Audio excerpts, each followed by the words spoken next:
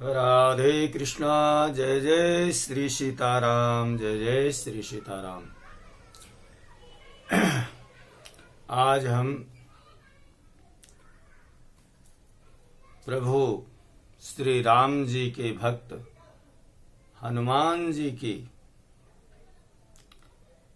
कथा सुना रहे हैं। जब प्रभु हनुमान जी रावण के पास में रावण और हनुमान की वार्ता चल रही थी, उसी समय वहां पर विभीषण जी का आगमन होता है। और विभीषण जी के आगमन के समय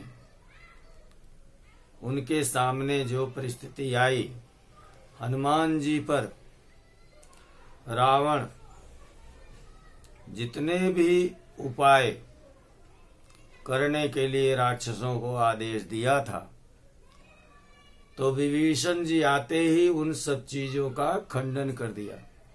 आइए हम उसी विषय में आज कथा श्रवण करते हैं। जरा नगर निमिष एक माही, एक विभीषण कर गृह नाही। पूछ बुझाई खोय श्रम, धरि लघु रूप बहोरी। जनक सुता के आगे, ठाड़ भयो कर जोरी। हनुमान के कौतूहल की सब कथा त्रिजटा जी ने सीता जी को सुना दिया। हनुमान के आने के पूर्व ही सारी खबर हनुमान जी ने क्या क्या किया लंका में, सब कुछ बता दिया। सीता जी हनुमान जी के बल और बुद्धि पर बहुत ही प्रसन्न थी। हनुमान ने कहा कि माता, मैं अब शीघ्र ही जाकर के प्रभु श्री रामचंद्र जी से कहते हैं मिलना चाहता हूँ और आपका समाचार देना चाहता हूँ। आप कृपा करिए, अपनी ऐसी कोई निशानी मुझे दे दीजिए माता, जिससे प्रभु राम को सहज में यानी आपका संदेशा मैं पहुंचा सकूं और उनको यह विश्वास हो जाए कि हनुमान जी जो है वह जानकी जी से मिल करके आए। श्री राम की आप अर्धांगिनी हैं, आप शक्ति हैं। हे माता, आप उनकी प्रेरिका हैं, जगत जननी हैं, है ना, जगदीश्वरी हैं। मुझे अब माता जाने का जो है आदेश दे दीजिए, आज्ञा दे दीजिए माँ। तुरंत ही श्री राम के समीप जाऊंगा, अपने बानर भालुओं के सहित पुनः यहाँ पर आकर के आऊंगा और प्रभु श्री राम भैया लक्ष्मण के साथ ही आऊंगा इस बार। हनुमान जी माता जानकी जी से कह रहे। सीता जी बोली कि पुत्र, तेरे वीरता पर, है ना, तुम्हारी बुद्धिमता पर, तुम्हारे निर्भयता पर, तुम्हारे कार्य कुशलता पर, तुम्हारे सुशीलता पर, तुम्हारे शालीनता पर, कहते तुम्हारे महानता पर तथा कष्ट सहिष्णुता पर,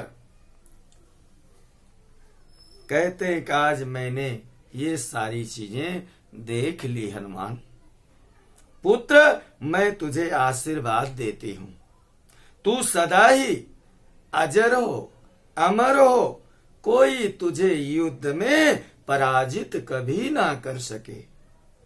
तू अपने समान कहते अद्वितीय योद्धा, तेरे शरीर पर कोई भी शास्त्रों का कहते कोई भी शस्त्र क्यों ना चलाए, उसका कोई प्रहार हे हनुमान तुम्हारे शरीर पर नहीं होने वाला है। तुम्हारी जो कीर्ति है संसार में तब तक कहते हैं यह अक्षुण्य बनी रहेगी, जब तक सूर्य रहेंगे, चंद्र रहेंगे, तारे रहेंगे, जब तक यह सृष्टि रहेगी। हे हनुमान, हे पुत्र, तब तक जो है तुम्हारा मंगल ही मंगल होगा और तुम कहते हैं कि सर्वत्र विजयी होंगे। माता जानकी का यह आशीर्वाद। अरे चूड़ामणि उतारी तब देऊ, हर्ष समेत पवन सुत लेऊ। विरह व्यथा मह विकल जानकी, निरखी कपीवर। राम कथा कही दई मुद्रिका, दुख हर सुख कर। वैदेही पुनि पलटी दई, चूड़ामणि कपि को। लय कपि क्रीड़ा करे, उखाड़े बहु वृक्षनी को। हाँ, माता को विभिन्न प्रकार से अवशासन दे करके हनुमंत देव राम दल की ओर प्रस्थान किए। समुद्र पार आए। सब वानर श्री हनुमान को देख करके गदगद हो गए, प्रसन्न हो गए और सब उछलने लगे, बहुत खुशी और हर्ष मनाने लगे सभी।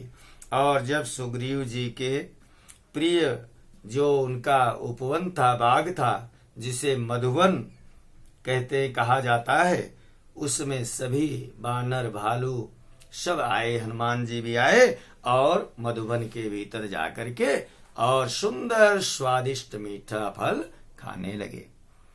जब वहां पर पहरा देने वाले पहरियों ने इन सब को रोकना चाहा तो उनको मार करके वहां से भगा दिए, मार करके भगा दिए। जब वहां से भाग करके पहरेदार गए तो कहते हैं राजा सुग्रीव को यह समाचार दिया।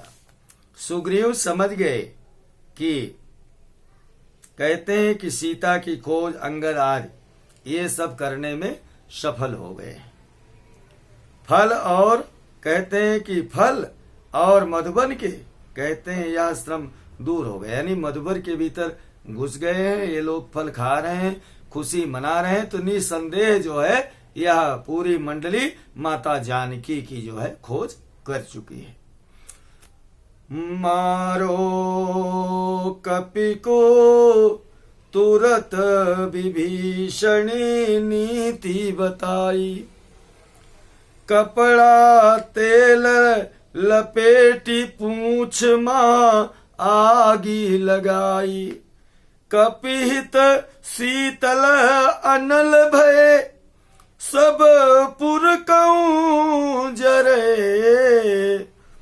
पकड़न आवे निकट, पूछी मुंह पे मारे। यो जरई लंकापुरी, कूदी पार सागर भये। निरखे विजयी पवन सुत, अंगदादि प्रमुदित भये। आनंद हो गया। जय श्री राम जी का उद्घोष होने लगा। सारे वानर दल कहते हैं कि सब ऋषमुख पर्वत पर आकर के और भगवान कहते हैं कि जब देखे कि सारी मंडली चली आ रही, वानर सेना चली आ रही है, तो प्रभु श्री रामचंद्र जी अपने आसन से उठ करके खड़े हो गए। प्रत्येक वानर, प्रत्येक भालू, सबके मन में यही चल रहा था, ये कौतूहल था कि कितनी जल्दी मैं ही आगे जा करके माता जानकी का संदेश प्रभु राम जी को सुनाऊं। इतना आनंदित, इतना आनंद हो गया। समाचार देने के लिए सब वानर भालू उत्सुक हो गए कि सबसे पहले मैं पहुंच जाऊं, सबसे पहले मैं पहुंच जाऊं। किंतु मर्यादा का जो बंधन है, कहते उसके कारण श्री जामवंत ही जो है वहां पर जाकर के बोल सकते थे। नाथ पवन सुते कीन जो करनी, साहसों मुख न जाए शोभरनी। श्री राम ने आतुरता से पूछा, हनुमान जानकी तुम्हें मिल गई? कहाँ हैं, कैसे हैं? सचमुच तुम उनसे मिलकर के आए हो ना? है? ये हो क्या करें? ये हो हनु कहे श्री रघुबीर कही, सिया की शुद्धि है चित माही। है प्रभु लंका कलंक बिना, सो बसे बन रावण कानन छाई। जीवित है कहिबे को ही नाथ, तो क्यों न मारी हम सो बिलगानी। प्राण बसे पद पंकज में, यमयावत है पर पावत नहीं। अरे हनुमान शीघ्र बताओ, तुम्हें सीता कैसे मिली, कहाँ मिली? गदगद हो गए प्रभु रामचंद्र जी, मगन आनंद हो गए और नयन जल छाए। प्रभु श्री रामचंद्र जी के आंखों में आंसू भर आए। कमल नयन कहते हैं कि आंखों को से नीर छलकते गई। हनुमान जी बोले, प्रभु माता जो है वह निष्कलंक रूप से रावण की लंका में अशोक वन में निवास कर रही हैं और निशिवासर यानी एक एक क्षण प्रतिपल आपका ही ध्यान कर रही हैं, निरंतर आपके ध्यान में हैं। सीता भी जीवित है? राम ने आश्चर्य से पूछा तो हनुमान ने तुरंत उत्तर दिया, केवल कहने मात्र को ही जीवित है ना। कहते हैं कि नर काल उनका शरीर, यानी जैसे बिना प्राण के शरीर रहता ना, हड्डी बस, कहते इसके आगे कुछ नहीं, केवल एक कंकाल रूप में। कहते श्री राम ने कहा, हमसे विलग हो करके भी अभी तक वह जीवित है? वह कहती थी, मैं एक पल भी आपके बिना नहीं रह सकती। अरे जहाँ नाथ हैं वहीं प्राण है, ऐसे हमारे प्रिया कहा करती थी कि नाथ आप जहाँ हैं वहीं हमारे प्राण बसते हैं, है ना। श्री राम विचलित होने लगे। तब श्री हनुमान जी ने समाधान किया, समझाया, प्रभु माता का जो है पंच भौतिक शरीर है ना, जो पंच तत्व से यह शरीर बना हुआ है, यह लंका में है। हाँ, उनकी जीवात्मा, उनके प्राण तो परमेश्वर यानी जो आप हैं, उनके प्राणेश्वर जो है श्री रघुनंदन श्री प्रभु के चरण कमलों में ही कहते विराजमान है माता के प्राण। कहते काल भगवान श्री यमराज बार बार उनकी जीव आत्मा को लेने के लिए आते हैं। हाँ, किंतु बहुत प्रयास करते हैं। हाँ, बहुत प्रयास करते हैं। प्रयास करने पर भी जब उनके प्राण नहीं मिलते हैं तो यम जो है वह लौट जाते हैं। आपके चरण कमलों तक आने का कहते हैं साहस यम में भी नहीं है। इसलिए जीवित रहने में माता का कोई दोष नहीं है। माता जीवित है तो इसमें उसका कोई दोष नहीं है, क्योंकि यमराज तो बार बार आ रहे हैं। हाँ? हनुमान का ऐसा कहते हैं बुद्धि रूपी मर्मक मनोवैज्ञानिक विश्लेषण सुन करके श्री राम सिया से मिलने को आतुर हो जाते हैं। रावण को उसके अपराध का दंड देने के लिए भगवान रामचंद्र जी की भुजाएं फड़फड़ाने लगती हैं। श्री राम ने सेनापतियों से कहते हैं मंत्रणा करके सेना को प्रस्थान का आदेश दे दिया। अब विलंब क्या करें, अब विलंब के कारण कीजे, तुरत कपिन कहूं आय सुदीजे, यही विधि जाए कृपा निधि, पहुँचे सागर तीर, जहाँ तहाँ लागे खान फले, भालु विपुल कपिबीर। उलट पलट लंका को प्रभु हनुमान जी ने तो जरा करके विध्वंस कर दिया था, है ना। कहते हैं वह विध्वंस तो करके चले गए थे। अब समुद्र तट पर आने से राक्षस जो है वह फिर से भयभीत हो गए। सारे राक्षस एकदम डर गए, हाँ भयभीत हो गए।